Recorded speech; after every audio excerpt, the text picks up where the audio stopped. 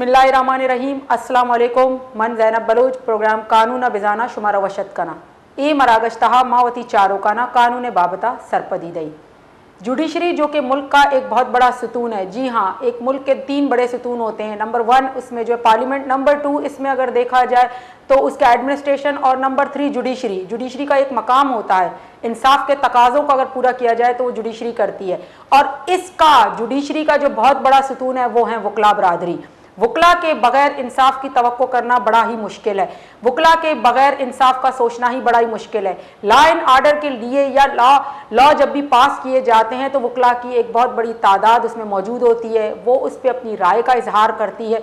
वो एक मुल्क में अपनी एक पहचान रखती है। अगर हम मुल्क में क्रीम ऑफ सोसाइटी की बात करते हैं तो क्रीम ऑफ सोसाइटी में 2 ऐसे बड़े प्रोफेशन हैं जिनको जो है क्रीम ऑफ सोसाइटी कहा जाता है। उनमें से एक डॉक्टर और दूसरा वकला।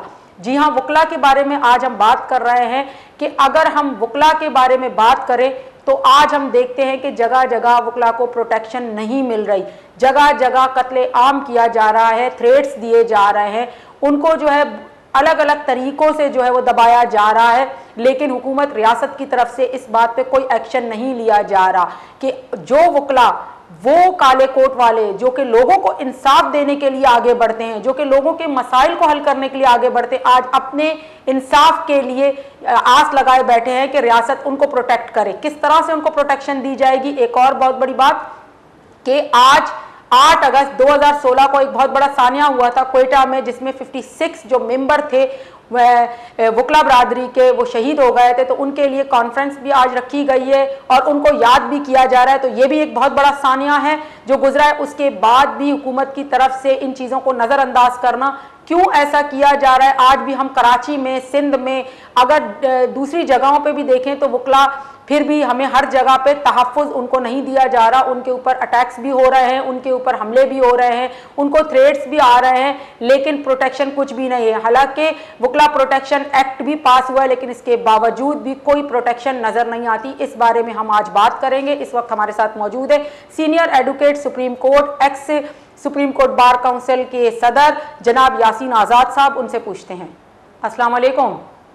वालेकुम सलाम। सर, आपको खुशामदीद कहते हैं प्रोग्राम में। सर, आज हम बात कर रहे हैं कि वकला जो है वो जुडिशरी को मुल्क का सतून कहा जाता है, और जुडिशरी का सतून हम समझते हैं कि वकला बरादरी है, क्योंकि उसके बगैर इंसाफ के लिए लड़ना या बात करना बड़ा मुश्किल ही काम है। लेकिन इसी वकला को जो है वो तहफ़्फ़ुज़ नहीं दिया जा रहा। ऐसा क्यों? जबकि वकला एक्ट भी पास हुआ है, उसके बावजूद भी हम देखें कि जगह जगह वकीलों को थ्रेट्स दिए जा रहे हैं, मर्डर हो रहे हैं, उसके बावजूद भी रियासत खामोश है। ऐसा क्यों है?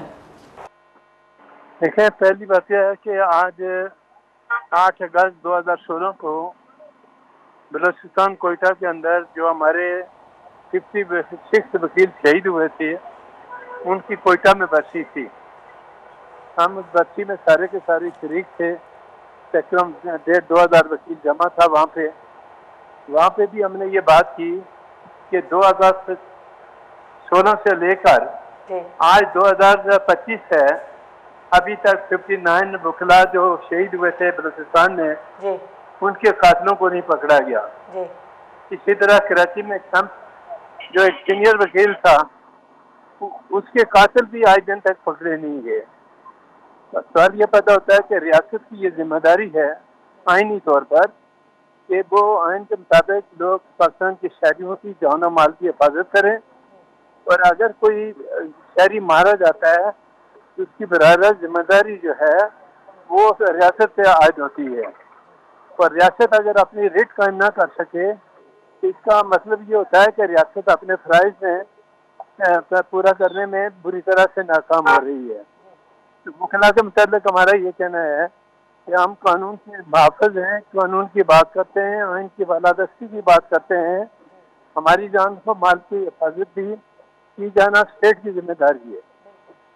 अब रह गया मामला अदलिया का, तो अदलिया का जहाँ तक गलत है, लोग जो मर्जी के हैं, अदलिया कानून और आइन के मुताबिक फैसले देती है।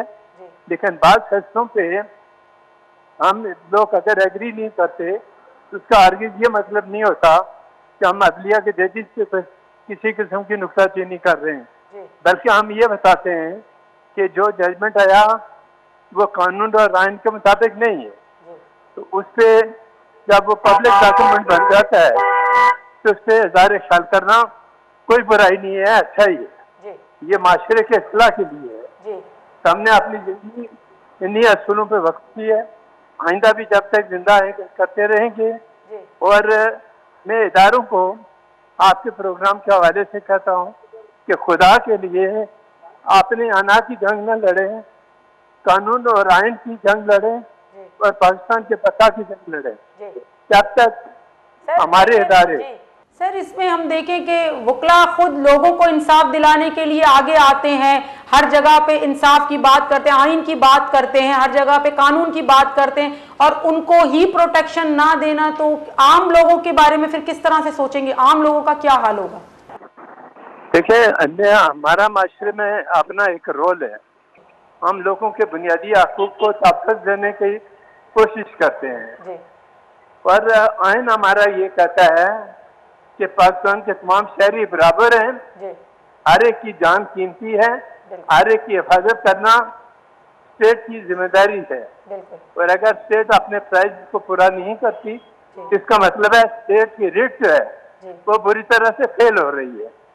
लिहाजा स्टेट को अपनी रिट कायम करने के लिए कानून को हाथ में लेने वालों के मामलात में सख्ती करनी चाहिए। आप बलूचिस्तान की सूरत हाल देख लें कि जिस तरह बसों से उतार के लोगों को मारा जाता है और हम खाली उसकी मजम्मत कर देते हैं, क्या ये बात काफ़ी है? मैं कहता नहीं, ये गलत है। कोशिश ये की जानी चाहिए कि मजम्मत अगर करते हैं तो मजम्मत के साथ प्रैक्टिकली उन मामलात को पकड़ें भी, लेकिन आप उसकी तरफ कोई जाने के लिए नहीं। आज हम बलूचिस्तान में मौजूद हैं, लेकिन बलूचिस्तान की सूरत हाल जो है कोई अच्छी नहीं है, खराब है। और इस सिचुएशन को कंट्रोल करने की जिम्मेदारी सूबाई हुकूमत की है, उनको अपनी जिम्मेदारी पूरी करनी चाहिए। बिल्कुल बिल्कुल सर, यही बात है कि आज आप वहीं पे क्वेटा में मौजूद हैं और वहाँ पे ये बहुत बड़ी जो कॉन्फ्रेंस हुई है 8 अगस्त 2016 को जो इतना बड़ा सानिया हुआ था, उसके बाद आज जो रखा गया उसमें क्या पॉइंट्स उठाए गए? जैसे आपने कहा कि उस वक्त जो 59-56 जो मेंबर थे उनको शहीद किया गया था, तो उनके कातिल आज तक पकड़े नहीं गए, तो इस पे आज आपका लाएअमल क्या था? क्या रेजोल्यूशन पास हुई? क्या पॉइंट ऑफ व्यू वहाँ डिस्कस किए गए? देखें, आज जो पॉइंट सबसे बड़ा डिस्कस हुआ कि उस जमाने में एक कमीशन बना था, इस कमीशन के हेड जस्टिस फैज ईसा थे। उन्होंने तकरीबन 100 सफ़ात पे अपनी एक रिपोर्ट दी थी, जिसमें उन्होंने ये बताया था कि हुकूमत जो है वो लोगों की जान माल की हिफाजत में बुरी तरह नाकामयाब हो चुकी है। और उन्होंने हुकूमत को डायरेक्शन दी थी कि बहुत जल्द से जल्द इस पे जो है ना कार्रवाई करें, लेकिन कार्रवाई नहीं हुई। और अब 2016 से लेके 2025 हो रहा है, लेकिन एक भी कातिल नहीं पकड़ा गया। इसमें निगलिजेंस किसका है? स्टेट का है, हमारी लॉ इन्फोर्सिंग एजेंसियों का निगलिजेंस है। उनको अपने जो कानूनी तहफ़्फ़ुज़ लोगों को देना है उनको देना चाहिए, और यह हुकूमत को ये साबित करना चाहिए कि उनकी ये जो जिम्मेदारी है कातिलों को पकड़ना, उसमें अगर वो गफलत बरतते हैं तो आज कोयटा में हमने सबसे ज़्यादा यही मामला डिस्कस किए हैं। और हमने यहाँ तक कहा कि एक कमेटी बनाई जाए, जो कमेटी हुकूमत से ये मुतालबा करे कि कातिलों को पकड़े, न पकड़ने की सूरत में वकला बरादरी पूरे पाकिस्तान में कोई ना कोई कॉल दे सकती है या कह सकती है कि लोगों की जान माल की हिफाजत करने में हुकूमत फेल हो गई है। हमें कोशिश ये करनी चाहिए कि हमारे मुल्क के हालात बेहतर हों, दहशतगर्दी खत्म हो। दहशतगर्दी खत्म होगी तो बाहर के लोग इन्वेस्टमेंट करने के लिए आएंगे, वरना कोई नहीं आएगा, पाकिस्तान आगे नहीं बढ़ेगा। तो जब तक कानूनी तहफ़्फ़ुज़ लोगों को नहीं देंगे उस वक्त तक हालात बेहतर नहीं होंगे। जी सर, अभी रिसेंटली जो एक इतना बड़ा सानिया मर्डर हुआ है कराची में, हम देखें कि इतना सीनियर एडवोकेट का, उसके बाद भी वकला की तरफ से स्ट्राइक की गई, धरने दिए गए, बोला गया, हुकूमत की को प्रेशर बताया भी गया कि इन कातिलों को पकड़ा जाए, जबकि सीसीटीवी फुटेज भी मौजूद है। उसके बावजूद भी जो है वो इतना डिले होना, तो आप क्या समझते हैं कि क्यों? देखिए, जहाँ तक कराची के वाक़या का ताल्लुक है, जब हम स्ट्राइक करते हैं तो कोई आराम से नहीं करते हैं, हम मजबूर होकर करते हैं।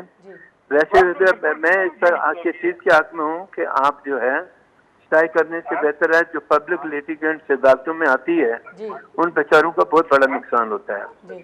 और ज्यादा लंबी स्ट्राइक करने से बेहतर है प्रोटेस्ट किया जाए, खुल के प्रोटेस्ट किया जाए, हुकूमत से मुतालबा किया जाए कि वो मामला को बेहतरी की तरफ ले जाए। तो जो शम्स साहब का मर्डर है उसमें भी अपन इंशाल्लाह देखेंगे कि कोई ना कोई रिजल्ट सामने आएगा वकला बरादरी ने अपना रोल प्ले किया है, प्ले कर रहे हैं, पर हमारी कोशिश ये है कि शम्स जो सीनियर वकील थे उनके कातलों को पकड़ के उनको इबरतनाक सजा दी जाए, इन्वेस्टिगेशन की जाए कि आखिर क्या वजह है ऐसे हालात पैदा किए हुए हैं। अच्छा सर, लास्ट सवाल है कि अगर किसी वकला को थ्रेट्स होते हैं या कोई ऐसी चीज़ होती है, वो जब कंप्लेन करने के लिए जाते हैं तो उनकी कंप्लेन को उस तरह सीरियस नहीं लिया जाता, जैसे कि वकला प्रोटेक्शन एक्ट है वो भी नहीं लगाया जाता, तो ऐसा क्यों? जब वकला प्रोटेक्शन एक्ट मौजूद है, जब एक वकील को थ्रेट्स हो रहे हैं तो वो जाके जब अपनी कंप्लेन बताता है तो फिर उनकी कंप्लेन को उस तरह रजिस्टर क्यों नहीं किया जाता? देखिए, पहली बात यह है कि आइन जो है ना वो इस बात की जमानत देता है कि हर पाकिस्तान की शहरी की हिफाजत की जाए, खाली वकला नहीं, पाकिस्तान के तमाम शहरियों की जान और माल की हिफाजत की जाए। आइन से बढ़कर कोई चीज नहीं। मैं जो प्रोटेक्शन एक्ट है वो अपनी जगह है, मेन चीज है जो हमारा आइन है, दस्तूर है, उसमें अगर इन चीजों का कोई हाल मौजूद ना हो तो हम दूसरे कानून की बात करते हैं जाके।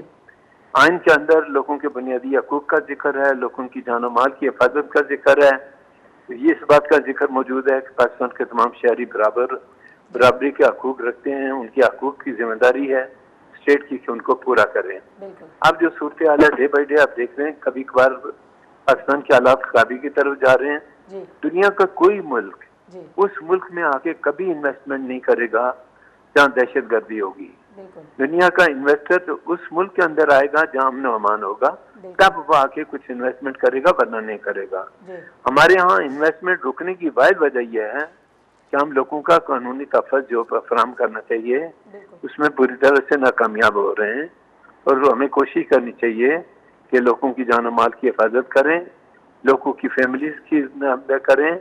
बाहर के लोग जो आते हैं अगर वो इन्वेस्टमेंट करने आते हैं तो उनको पूरा कानूनी तहफ़्फ़ुज़ फराहम करें और कोशिश करें कि इस मुल्क में दहशत गर्दी को सख्ती से कुचल दिया जाए ताकि हर आदमी अपनी आज़ादी के से जिंदगी बसर कर सके। जी, बहुत बहुत शुक्रिया सर आपका, आपने हमें टाइम दिया, हमें ज्वाइन किया।